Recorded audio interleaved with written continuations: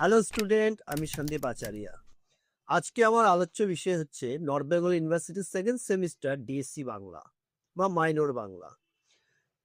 একটা কথা বলে রাখি, এই মাইনর বাংলা সেকেন্ড সেমিস্টার যেটা আর মেজর বাংলা তোমাদের কিন্তু একই সিলেবাস, তাই প্রশ্নের ধরনও একই হচ্ছে। কেবলমাত্র মেজরের শর্ট প্রশ্ন থাকছে 1 নম্বরের, আর যেটা মাইনরের থাকছে না। তাই সিলেবাস একই রকম, তাই সাজেশনটাও একই রকম। তো আজকে আমি বলে দিচ্ছি যে তোমাদের কি কি এবার 100% সাজেশন তোমাদের আসবে।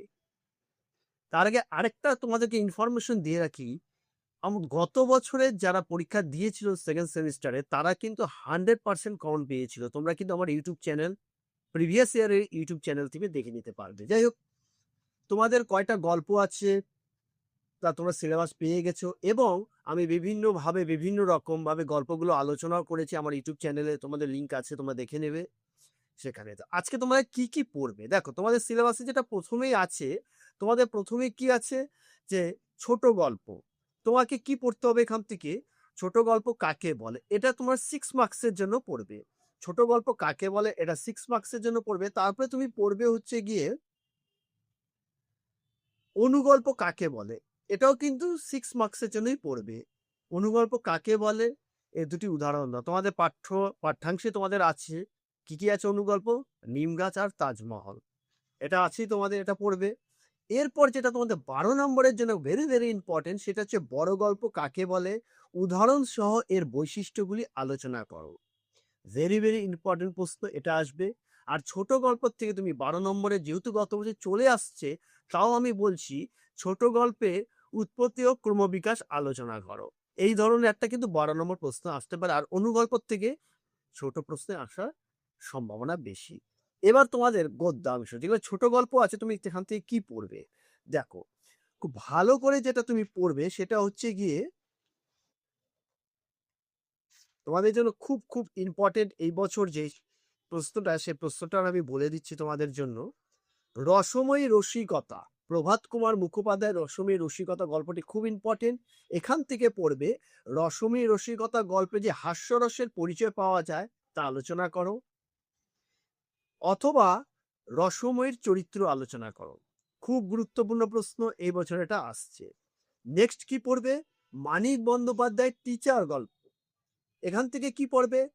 মানিক বন্দ্যোপাধ্যায়ের টিচার গল্পে কিভাবে একজন শিক্ষকের আর্থ সামাজিক বাস্তবতা ও আত্মমর্যাদার দ্বন্দ্ব তুলে ধরেছেন তা আলোচনা করো। অথবা আরেকটা প্রশ্ন পড়বে, টিচার গল্পের নামকরণের সার্থকতা আলোচনা করো। Very very important. এরপর তোমরা যেটা পড়বে সেটা হচ্ছে গিয়ে বনফুলের নিম গাছ গল্পের নিমের উপকারিতা সম্পর্কে আলোচনা করো। বাস, একদম অনুগল্প। মাত্র মনে 16 না 26 লাইনের একটা গল্প আছে, এটা আমি সম্পর্কে পরবর্তী আমার ভিডিও আসবে। এরপরে যেটা পড়বে, বনফুলের তাজমহল গল্পে দরিদ্র মানুষের স্বপ্ন বাস্তবতার সংঘাত কিভাবে ফুটে উঠেছে আলোচনা করো। ভেরি ভেরি ইম্পর্টেন্ট প্রশ্ন। অথবা তাজমহল গল্পে প্রেমের ধারণা কিভাবে প্রকাশিত হয়েছে তা আলোচনা করো। এগুলো 12 নম্বরে। এরপরে যেটা পড়বে, তারাশঙ্কর বন্দ্যোপাধ্যায় কালা পাহাড় গল্প। ভেরি ভেরি ইম্পর্টেন্ট, কালা পাহাড় গল্পের নামকরণ। তার সাথে পড়ে রাখবে মানব ও পশু প্রীতির যে সম্পর্ক দেখানো হয়েছে কালা পাহাড় গল্পে তা আলোচনা, অর্থাৎ তারাশঙ্কর বন্দ্যোপাধ্যায় যে মানব ও পশু প্রীতির যে সম্পর্ক আলোচনা করেছেন সেটি আলোচনা করো। মানে সেই অংশটা খুব ভালো করে পড়ে রাখবে। এরপর পড়বে তারিণী মাঝি। তারিণী মাঝি গল্পের নামকরণ এবং তার মনস্তত্ত্ব বা বিষয়বস্তু আলোচনা করা, এটা পড়ে রাখবে।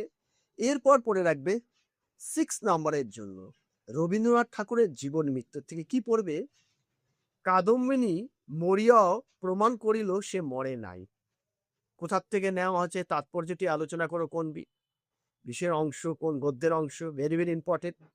আর 12 নম্বরের জন্য একটা পড়বে, কাদম্বিনী কেন আত্মহত্যা করিয়াছিল তা আলোচনা করো। বাস, এই যে কয়েকটা প্রশ্ন আমি বললাম এটা পড়বে। আরেকটা তোমরা যেটা পড়বে, পুঁই মাচা গল্প।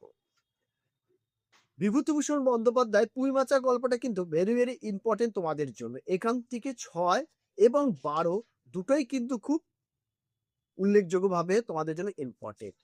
যেমন মনে করো আমি কিছু একটা বলছি, যেমন মনে করো পুঁই মাচা গল্পে খেন্তির চরিত্র আলোচনা করো, খেন্তির চেহারার বর্ণনা দাও।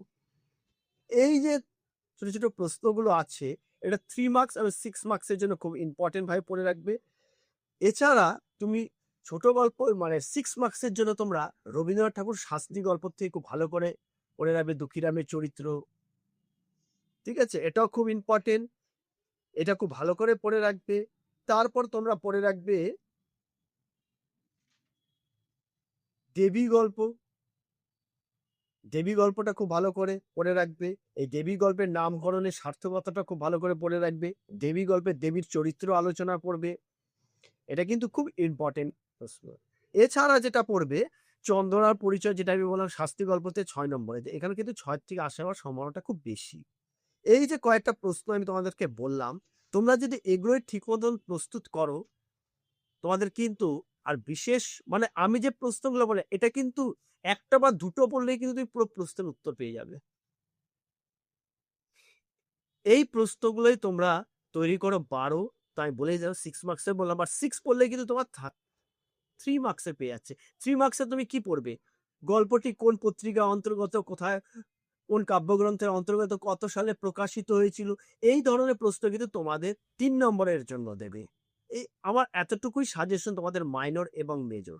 আচ্ছা, মেজরের জন্য যেটা এক্সট্রা তোমাদের শর্ট কোশ্চেন থাকবে 10 মার্কসের সম্ভবত, সেই শর্ট কোশ্চেন সম্পর্কে কিন্তু আমি উত্তর সহ আলোচনা করব। তাই আমার পরবর্তী ভিডিও কিন্তু মেজর যারা আছে, যাদের মেজর মাইনর বাংলা যেটা আছে তোমাদের পার্ট 2 যেটা, সেই ব্যাপারে কিন্তু আমি তোমাদেরকে অ্যান্সার সহ শর্ট যেটা 3 মার্কস মানে 1 মার্কসে যেটা এমসিকিউ, সেটা কিন্তু তোমাদেরকে আমি দেব। এমসিকিউ বলছি আমি, সরি, এটা এসএ কিউ হবে। এই প্রশ্নের উত্তর আমি আলোচনা করবো। তো আজকের ভিডিওটা আমি এখানেই শেষ করছি। পরবর্তী ভিডিওর জন্য তোমরা অপেক্ষা করে, এই জন্য আমাকে সাবস্ক্রাইব করতে হবে এবং খুব বেশি শেয়ার করতে হবে। তা আজকে এতটুকু।